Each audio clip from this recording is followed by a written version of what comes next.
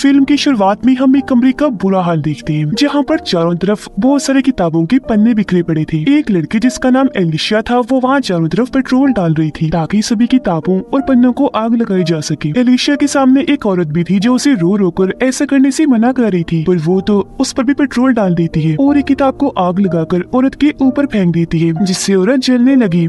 वो मारी जाती है। उसके साथ ही कमरे में भी आग लग जाती है और सारा ही कमरा जलने लगता है। यहाँ एक कंप्यूटर भी रखा था जो भी आग में जल रहा था, लेकिन वो अभी भी ऑन था और उस पर एक मैसेज लिखा हुआ था, she will be the one to die, यानी अब वो मरने वाली है। इसके बाद हमें 6 साल की बाद की कहानी दिखाई जाती है, जहाँ पर कहानी की मेन कैरेक्टर एक लड़की को देखते हैं जिसका नाम एंजेला था। वो और उसके कुछ दोस्त थी जो सब राइटर बन रहे थे और एक कॉलेज में साथ पढ़ा करती थी। ये सब लोग फिर अपने बुक क्लब की मीटिंग में आती है। ये यहाँ पर अपने अपने लिखे गए नॉवेल्स और किताबों के बारे में एक दूसरे को बताते हैं और ऐसे ही नई नई नॉवेल्स कहानियां पढ़ पढ़ के एक दूसरे के साथ उस पर बातें भी करते हैं। आज जिस किताब की बात कर रही थी वो ड्राउनी किताब थी, पर इसी बातचीत के दौरान एक लड़की सिबास और एंजेला के दोस्त की बहस हो जाती है, जिस वजह से एंजेला का दोस्त नाराज होकर वहाँ से चला जाता है। एंजेला उसके पीछे जाती है बात करने। उसका दोस्त कहता है कि सिबास मुझे बिल्कुल पसंद नहीं, तुम मेरी दोस्त हो इसलिए तुम भी उससे दोस्ती तोड़ दो। लेकिन एंजेला ऐसा करने से मना कर देती है कि तुम दोनों मेरे लिए बराबर हो, ये तुम्हारा आपस का मसला है, मैं नहीं कर सकती ऐसा। जिसके बाद रात को सिबास और एंजेला बातें करती है। वो उसे बताती है कि एक बात की वजह से मैं बहुत परेशान हूँ, मैंने 6 साल से एक भी किताब नहीं लिखी और अब मुझे ऐसा लगता है जैसे मैं कोई राइटर ही नहीं हूँ। जिस पर सिबास उसे तसल्ली देता है कि तुम फिक्र ना करो, अगर किताब लिखने में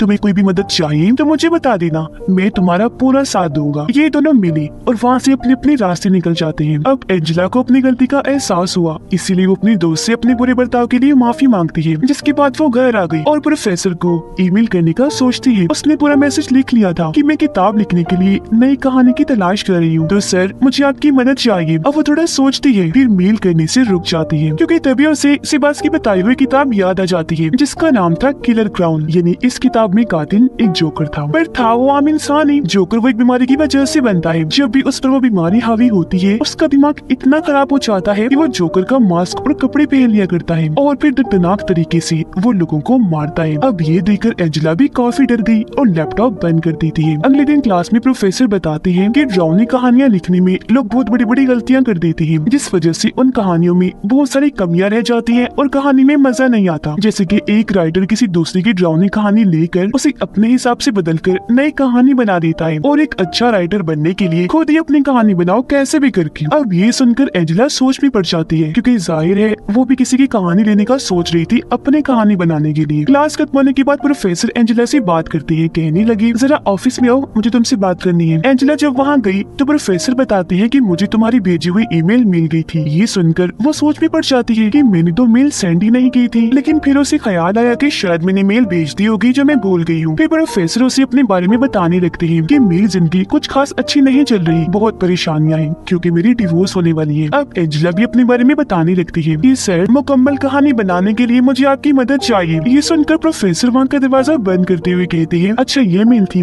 लेकिन मुझे तो कोई और ही मेल मिली थी। ये कहकर वो अजीब तरह से एंजेला के पास आया और उसके साथ बदतमीजी करने लगता है, जिस वजह से उसे इतना गुस्सा आ गया कि वो जोर से प्रोफेसर को टांग मारती है और कहती है जल्दी से दरवाजा खोलो, अगर तुमने ऐसा ना किया तो मैं चिल्लाने लग जाऊंगी। तब प्रोफेसर दरवाजा खोल तो देता है, लेकिन साथ में उसे धमकी भी देता है कि अगर तुमने इस बारे में किसी को कुछ बताया तो मैं तुम्हें बर्बाद कर दूंगा। लेकिन क्योंकि वो बहुत दुखी थी, उसे गुस्सा भी था, इसलिए वो इस बारे में अपने सब दोस्तों को बता देती है, पर प्रोफेसर के खिलाफ रिपोर्ट नहीं करती। लेकिन उसके दोस्तों को बहुत गुस्सा था। वो फैसला करते हैं कि इस चीज का बदला हम प्रोफेसर से लेकर ही रहेंगे ताकि आगे से वो ऐसी हरकत ना करे। इसलिए अब ये सारे दोस्त रात के वक्त जोकर का मास्क लगाते हैं और प्रोफेसर को सबक सिखाने चले जाते हैं। उस जगह गई जहाँ प्रोफेसर था और वो इनसे डरकर भाग ही रहा था कि तभी कोई और भी मास्क पहना अनजान आदमी वहाँ आ जाता है, जिसने हाथ में हथौड़ी पकड़ी हुई थी जिसकी तेज बारीक नोक थी। प्रोफेसर जब उसके पास गया तो वो हथौड़ी से उस पर हमला कर देता है। हथौड़ी प्रोफेसर के सर में लगी जिससे वो जख्मी हो गया, लेकिन जल्दी से अपनी जान बचाने के लिए ऊपर की तरफ भागा जहाँ पर एंजेला थी। प्रोफेसर को बहुत डर लग रहा था, इसलिए वो हड़बड़ी में वहाँ से भागने लगा, लेकिन अचानक उसका पैर फिसला और वो ऊपर से सीधा नीचे जाके गिरता है। नीचे नोक वाला खंबा लगा हुआ था जिसके ऊपर प्रोफेसर गिरा और वो इसकी आर पार हो गया, जिससे मौके पर ही प्रोफेसर की मौत हो जाती है। इतनी ही देर में बाकी सभी ऊपर आ गए और ये सब देखकर उन्हें लगा कि प्रोफेसर को एंजेला ने ही मारा है धक्का देकर, लेकिन वो रोते हुए अपनी सफाई में बताती है कि मैंने नहीं मारा उन्हें। वो जब ऊपर आई थी तो उनके सर पर पहले से खून लगा हुआ था। इन्हें नीचे ही किसी ने उन पर हमला किया। क्योंकि ये सब दोस्त थे इसलिए फैसला करते हैं कि जो हुआ सो हुआ, हम इस बारे में किसी को कुछ नहीं बताएंगे। पर एंजेला कहती है कि नहीं, पुलिस को बुला लेती है क्योंकि उन पर किसी ने हमला कर दिया था। जिस पर सारे लोग उसे समझाते हैं कि नहीं, ऐसी बहुत बड़ी मुसीबत खड़ी हो सकती है। जिसके बाद वो सारे अपने अपने जोकर की मास्क को जला देती है और वादा करते हैं कि बस इस राज को यहीं दफन कर दो, कोई किसी को कुछ नहीं बताएगा। जिसके बाद सबको यही लगने लगता है कि प्रोफेसर ने खुद अपनी जान ली थी। अब उन दोस्तों की जिंदगी में सब पहले जैसा नॉर्मल तो हो चुका था, लेकिन एंजेला प्रोफेसर की मौत का जिम्मेदार खुद को समझती थी, जिस वजह से वो हर वक्त परेशान रहने लगी थी। खैर अब कुछ दिन के बाद कोई इन सब के पास एक नॉवल का पहला चैप्टर भेजता है, जिस चैप्टर का नाम था डेथ ऑफ द प्रोफेसर, यानी प्रोफेसर की मौत। ये सुनकर सभी काफी हैरान और परेशान हो जाते हैं, लेकिन फिर एक दूसरे पर शक करने लगे कि ये सब कुछ हम में से ही कोई एक कर रहा है, क्योंकि जाहिर है प्रोफेसर की मौत की सच्चाई इन लोगों के अलावा और कोई नहीं जानता था। लेकिन फिर भी ये काफी डरे हुए थे। कुछ दिन के बाद सिबास एंजेला को बताता है कि उस नॉवल का दूसरा चैप्टर भी आ गया है। वो जब उसे पढ़ती है तो इस चैप्टर का नाम था कि पागल जोकर ने तुम्हारे एक दोस्त को मार दिया। तो अब चैप्टर के मुताबिक एंजेला और सिबास उस जगह पर पहुंच जाती हैं जहां जोकर ने इनकी दोस्त को मारा था। इन्हें वहाँ अपनी दोस्त की लाश तो नहीं मिलती, लेकिन दीवार पर लिखा हुआ जोकर का मैसेज मिल जाता है, जो था टू बी कंटिन्यूड, यानी ये जारी रहेगा। अब तब यहाँ इनकी एक और दोस्त आ गई जो बताती है कि मैं पता लगवा सकती हूँ वो जोकर कौन है। जिसके बाद ये सब कॉलेज में एक जगह इकट्ठा होते हैं और इनकी वो दोस्त बताती है कि वो जोकर हमारे कॉलेज का ही है, वो हम सबको अच्छे से जानता है और उसे ये भी पता है कि खौफ कैसे फैलाते हैं। उसने अपने नॉवल के लिए हम दोस्तों को चुना है, तो इस हिसाब से हम ही उसकी कहानियों के कैरेक्टर्स हैं। बहरहाल वो जो भी है ड्राउनी चीजों को पसंद करने वाला है, इसीलिए हमें इंटरनेट पर और कॉलेज की वेबसाइट पर ही उसे ढूंढना चाहिए कि कौन ड्राउनी चीजों को पसंद करता है। अगले दिन ये अपनी अपनी तरफ से कॉलेज की सारी जानकारी निकाल लेती है और इन्हें पता चलता है कि इस पूरे कॉलेज में सिर्फ यही लोग हैं जो ड्राउनी चीजों को पसंद करते हैं। तो अब ये मुमकिन हो सकता है कि वो जोकर इन्हीं में से हो। अब प्लान के मुताबिक ये लोग लाइब्रेरी में गए। एंजेला जब अकेली थी तो तभी उसके पास जोकर का मैसेज आता है जो कह रहा था कि मैं तुम्हें देख रहा हूँ। ये पढ़कर एंजेला ने जब सामने देखा तो वहाँ सच में जोकर खड़ा था जो उसे हाथ का इशारा करता है। ये देखकर वो काफी डर गई, जल्दी से वहाँ से भागने लगती है, लेकिन तभी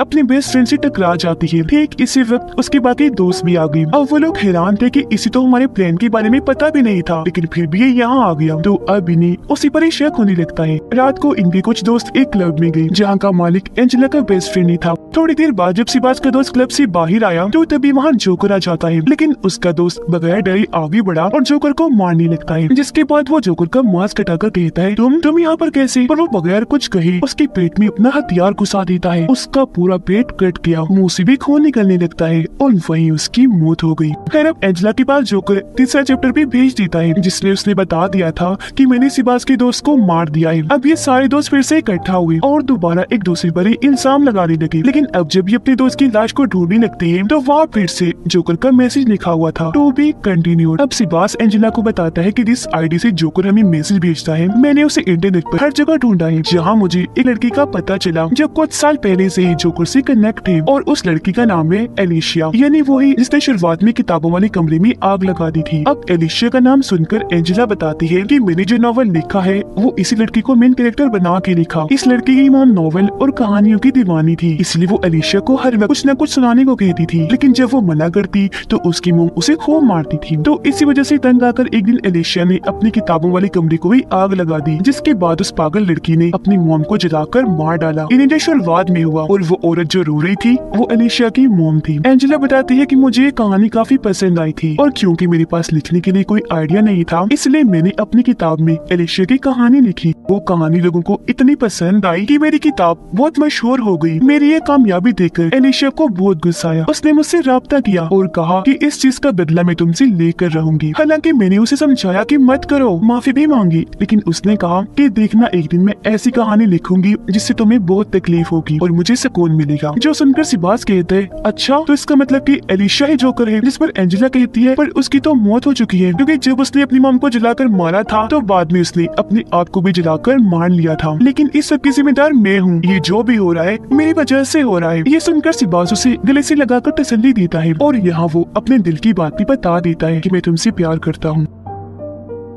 उधर जोकर अब एंजेला के दोस्त के पीछे पड़ गया, लेकिन वो जैसी तैसी भागकर एक जगह पर आया और अपनी जान बचाकर वहीं छुप गया। जोकर भी वहाँ आ जाता है, लेकिन उसके दोस्त ने मौका पाकर जोकर पर हमला कर दिया और उसे टांगों से मार मार कर नीचे गिरा दिया। अब एंजेला के दोस्त को लगा कि ये बेहोश है, इसलिए उसने उसका मांस हटाकर देखने का सोचा, लेकिन तभी जोकर जो नाटक कर रहा था वो हथौड़ी से उस पर हमला कर देता है, जिससे वो बेहोश हो गया। लेकिन वो या एंजेला के दोस्त को जान से नहीं मारता। अब एंजेला अपने दोस्त का वीडियो देखती है, जिसमें वो कहता है कि जोकर ने एक मैसेज भेजा है, जिसमें वो कह रहा है कि मैं अपने इस नॉवेल को किताब के रूप में छापने जा रहा हूँ, जिस मकसद के लिए मैंने एक फंक्शन रखा है, तो मैं चाहता हूँ तुम सब उस फंक्शन में शामिल हो, लेकिन मेरे कॉस्ट्यूम में, यानी तुम मेरी जोकर वाली रोप में आओगे। तो अब ये सारे लोग उस फंक्शन में पहुंच जाते हैं, जहाँ तभी एंजेला के पास जोकर का मैसेज आता है। उसने दरअसल एक वीडियो भेजी थी जो इन लोगों की अभी की थी, जिसका मतलब वो इन पर नजर रख रहा है। तो अब ये सारे लोग अलग अलग होकर जोकर को ढूंढने का प्लान बनाते हैं, लेकिन जब वो ऐसा कर रही थी तो उन्होंने वहाँ हलचल मचा दी थी, जिस वजह से सिक्योरिटी इनकी एक दोस्त के पीछे पड़ जाती है। वो जल्दी से वहाँ से भागी और एक जगह पर आकर छुप जाती है, लेकिन तभी वहाँ मौत आ गई, यानी कि वो जोकर, जिसे देखकर वो इतना डर गई कि वहाँ से भागने लगती है। पर तभी पीछे से जोकर आकर अपनी हथौड़ी उसकी कमर में घुसाकर आर पार कर देता है, जिससे वो बहुत बुरी मौत मारी जाती है। अब जब ये सारे दोस्त अपनी उस दोस्त को ढूंढने गए तो इन्हें उसकी लाश पानी में तैरती हुई देखी, और तो और वो साथी भी बुरी हालत में वहाँ आया जिसने वीडियो रिकॉर्ड की थी। ये सब उसका मांस कटाकर देखते हैं तो उसका गला जोकर ने बुरी तरह काट दिया था, तेजी से उसका खून बह रहा था, और ऐसी उनकी आंखों के सामने वो बहुत बुरी मौत मारा चाहता है। अब जोकर की हथौड़ी इनकी एक दोस्त ने अपने हाथ में पकड़ी हुई थी, इसलिए सबको लगता है कि इसने ही अपने दोनों दोस्तों को मारा है, लेकिन वो साफ मना कर देती है कि नहीं, मैंने नहीं मारा इनको।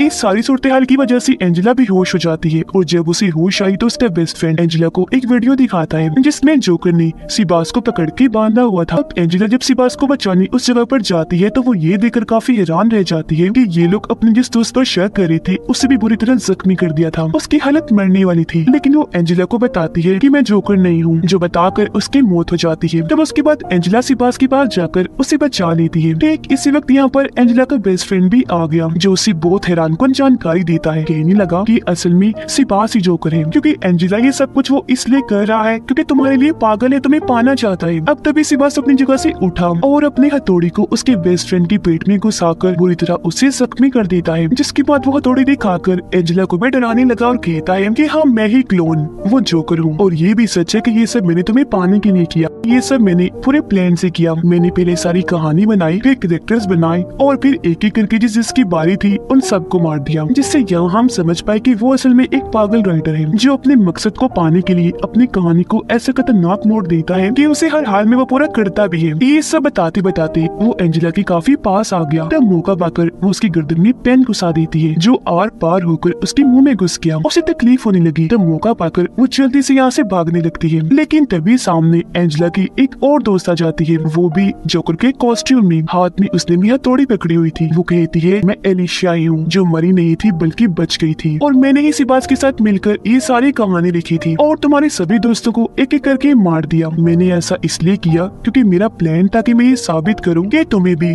जोकर वाली वो बीमारी हो गई है, इसलिए तुमने अपने सभी दोस्तों को मार दिया। सारा इल्जाम तुम पर आ जाएगा, तुम फंस जाओगी, जिसके बाद तुम्हारी इस कहानी को किताब की सूरत देकर सिबास पब्लिश करेगा, इन्हें छापेगा और सभी लोगों को ये बहुत पसंद आएगी। बिल्कुल वैसे इसे तुम्हारी चुराई हुई मेरी कहानी हिट हुई थी और तुम मशहूर हो गई। और सिर्फ यही नहीं, बल्कि मैं और सिबास इस पर एक फिल्म भी बनाएंगे और खूब पैसे भी कमाएंगे। जब वो ये बातें बता रही थी तो एंजेला उन दोनों के पीछे अपनी बेस्ट फ्रेंड को देखती है, जो मरा नहीं था बस जख्मी हुआ था। एंजेला उनका ध्यान भटकाती है, तब उसका दोस्त सिबास को धक्का दे देता है उसी जगह से जहाँ से प्रोफेसर गिरा था। वो भी नोकदार खंबे पर ही गिरा था, जो उसके मुंह से होता हुआ सर की आर पार हो जाता है और ऐसे सिबास की मौत हो जाती है। ये देखकर एलिशिया उसके दोस्त पर हथौड़ी से हमला कर देती है, जिससे वो काफी जख्मी हो जाता है। ये देखकर एंजेला वहाँ से भाग गई। तब एलिशिया भी उसका पीछा करती है उसे मारने के लिए। तब वो भागकर बेसमेंट में चली जाती है। अब जब एलिशिया से मारने के लिए आगे बढ़ रही थी तो तभी एंजेला वहाँ बिजली छोड़ देती है, जिससे वहाँ शॉर्ट सर्किट होने की वजह से आग लग गई, जिसकी लपेट में एलिशिया भी आ जाती है और यही उसकी मौत हो जाती है। थोड़ी ही देर में यहाँ पुलिस आ गई, जो एंजेला और उसके दोस्त दोनों को बचा लेती है, क्योंकि वो अभी भी जिंदा था और अब सब कुछ ठीक हो जाता है। इसके बाद कहानी 1 साल के बाद की दिखाई जाती है, जहाँ पर सभी स्टूडेंट्स अपनी राइटर बनने क्लास ले रही थी और यहाँ पर एंजेला भी थी। वो जब बाहर आई तो तभी उसे अपने सामने जोकर दिखाई देता है जिसने हाथ में हथौड़ी पकड़ी हुई थी। उसने जब मास्क हटाया तो पता चला कि और कोई नहीं बल्कि एलिशिया ही है जो एक बार फिर बच गई और अब वो एंजेला को मारने उसकी तरफ बढ़ती है, जिसे देखकर वो जोर से चिल्लाने लगती है। इसी सस्पेंस के साथ ही ये फिल्म इधर ही खत्म हो जाती है।